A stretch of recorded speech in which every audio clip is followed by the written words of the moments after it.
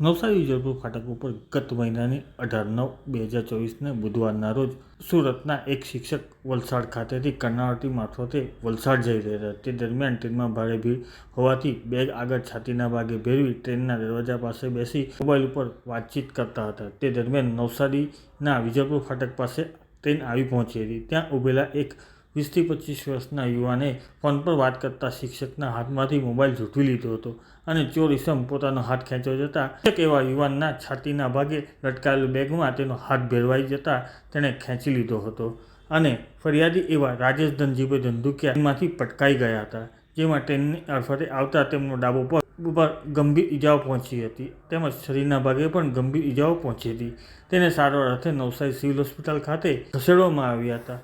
તે દરમિયાન તેમણે પગ ગુમાવવાનો વારો આવ્યો હતો, જેને લઈ નવસારી રેલવે સ્ટેશન નજીક પ્રથમવાર મોબાઈલ ચોરવાની ઘટના બનતા પોલીસ પણ એલર્ટ થઈ ગઈ. ઉપરોક્ત ઘટના અંગે વલસાડ રેલવે પોલીસમાં મોબાઈલ સ્નેચિંગ તથા ગુનાહિત માનવવધની કોશિશનો ગુનો નોંધવામાં આવ્યો હતો, જેને લઈ નવસારી એલસીબી પોલીસને આ ઘટના અંગે જાણ થતાં નવસારી એલસીબી પીઆઈ વી.જે. જાડેજા તથા એલસીબીના પીએસઆઈ એસ.વી. આહિર, પીએસઆઈ આર.એસ. ગોહિલ તથા સ્ટાફના માણસો ફાટક પાસે મોબાઈલ સ્નેચિંગના ગુનાને લઈ તેઓ દ્વારા રસ્તાઓ ઉપરના સીસીટીવી કેમેરા તેમજ અન્ય સીસીટીવી કેમેરાનું એનાલિસિસ કરીને આરોપીઓની ઓળખને પ્રસ્થાપિત કરવાની કામગીરી કરી હતા. તે દરમિયાન ગઈકાલે એએસઆઈ સુનિલસિંહ દેવસિંહ, પોકો અર્જુન કુમાર પ્રભાકરભાઈ તથા સંદીપ પીઠાભાઈને એક સંયુક્ત બાતમી મળી હતી કે વલસાડ રેલવે સ્ટેશનના વિજલપુર ફાટક પાસે જે મોબાઈલ સ્નેચિંગનો ગુનો બન્યો હતો તેના આરોપીઓ નવસારીના રિંગ રોડ તાસ્કરનગર પાસેથી પસાર થનાર છે, જેને લઈ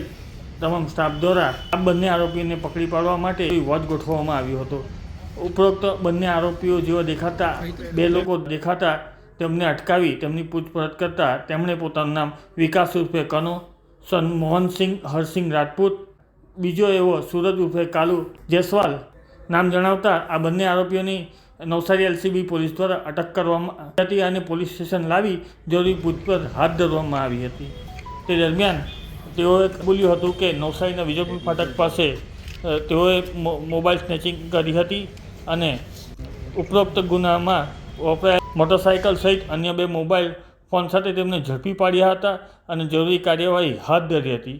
વિકાસ ઉર્ફે કનો જે સુરત શહેરના પસરા પોલીસ સ્ટેશનમાં 13 ગુના નોંધાયા છે, ખટોદરા પોલીસ સ્ટેશનમાં 2 ગુના નોંધાયા છે, ઉધના પોલીસ સ્ટેશનમાં 2 ગુના નોંધાયા છે, વરાછા પોલીસ સ્ટેશનમાં 2 ગુના નોંધાયા છે, લીંબાદ પોલીસ સ્ટેશનમાં 2 ગુના નોંધાયા છે, કતારગામ પોલીસ સ્ટેશનમાં 1 ગુનો નોંધાયો છે, વડોદરા રેલવેમાં 1 ગુનો નોંધાયો છે, સુરત રેલવે પોલીસ સ્ટેશનમાં 1 ગુનો નોંધાયો છે તેમજ નવસારીના જલાલપુર પોલીસ સ્ટેશન ખાતે પણ 1 ગુનો નોંધાયો. આમ કુલ્લે મળી તેના વિરુદ્ધ 25 જેટલા ગુનાઓ નોંધાઈ ચૂક્યા છે. તેઓ અન્ય આરોપી એવા સુરત ઉર્ફે કાલુ ને નવસારીના જલાલપુર પોલીસ સ્ટેશનમાં 1 ગુનો તથા સુરત રેલવે પોલીસમાં 1 ગુનો મળી કુલ્લે 2 ગુનાઓ જુદી જુદી કલમો હેઠળ બંને આરોપીઓ વિરુદ્ધ નોંધાયા છે.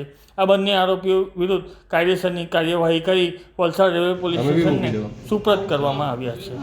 અગાઉ 18 સપ્ટેમ્બરના રોજ નવસારીની અંદર એક ચાલતી ટ્રેનની અંદર એક મોબાઈલ સ્નેચિંગનો બનાવ બનેલ હતો.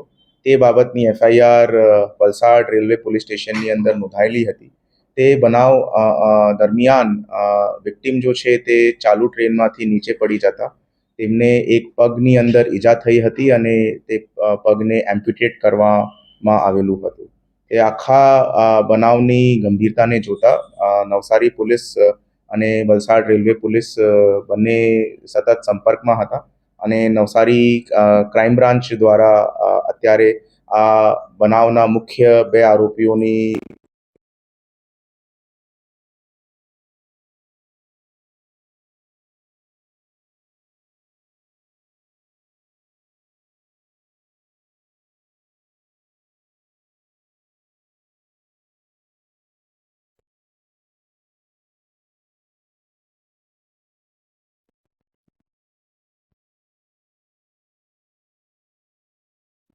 અને ચેપ્ટર કેસ એમાં લીધા છે.